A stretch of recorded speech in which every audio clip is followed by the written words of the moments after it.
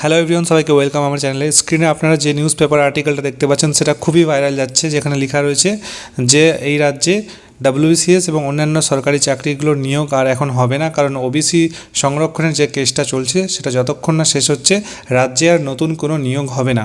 তো এই খবরটা কতখানি সত্যি বা কতখানি মিথ্যা, এই ব্যাপারে আজকের ভিডিওটা।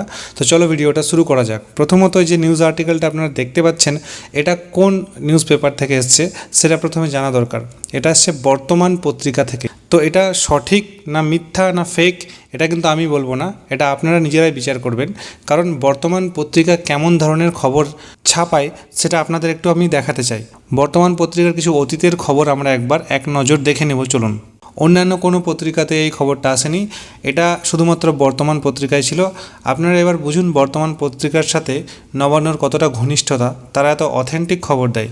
সেটা হচ্ছে WBCS পরীক্ষার সিলেবাস বদল হচ্ছে। এই খবরটা 1 বছর আগে দিয়েছিল। এখন অবধি কি বদল হয়েছে? না, বদল হয়নি। তারা বলেছে তারা নবান্ন সূত্রে খবর পেয়েছে। এই বিষয়ে সোমবার মন্ত্রিসভার ছাড়পত্র মিলেছে বলেই সূত্রের খবর। এই যে সূত্রের খবর তারা লিখছে, এই কথাটা তাদের এই বিশেষ সূত্র এটা কিন্তু খাটেনি এখন অবধি, এবং এটা WBCS পরীক্ষা কিন্তু সিলেবাস কোনো চেঞ্জ হচ্ছে না। এই পত্রিকার দেওয়া আর একটা খুব ইম্পর্টেন্ট খবর যেটা তারা ছাপিয়েছিল, সেই সূত্র থেকে তারা খবর পেয়েছিল যে স্টাফ সিলেকশন কমিশন আবার ফিরে আসছে।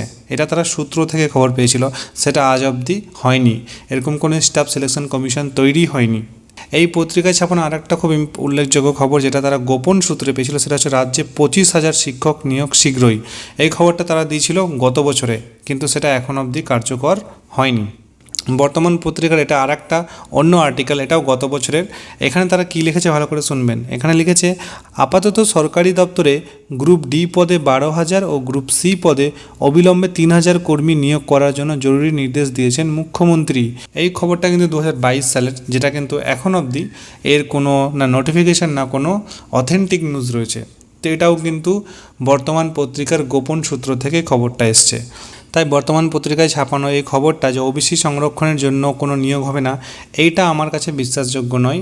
হয়তো এটাও আগের এতগুলো খবরের মতো ফেক নিউজ, এবং বর্তমান পত্রিকাতে এমন অনেক জিনিসপত্র বেরোয় যেগুলো কিন্তু পরবর্তীকালে খাটে না।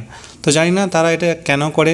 তো আপনারা কমেন্টে জানান যে এই খবরটা কি সত্যি হতে পারে, সত্যি কি আর কোনো নিয়োগের কোনো নোটিফিকেশান আসবে না, নাকি এটা একটা ফেক নিউজ যেটা বর্তমান পত্রিকা ছাপিয়েছে। আপনাদের মতামত কমেন্টে জানান, এবং ভিডিওটা ভালো লাগলে অবশ্যই লাইক করবেন। আমি জব রিলেটেড বিভিন্ন আপডেট দিয়ে থাকি, আপনারা যদি চান তাহলে আমাদের চ্যানেলটাকে সাবস্ক্রাইব করতে পারেন। দেখা হচ্ছে পরের ভিডিওতে। Thank you.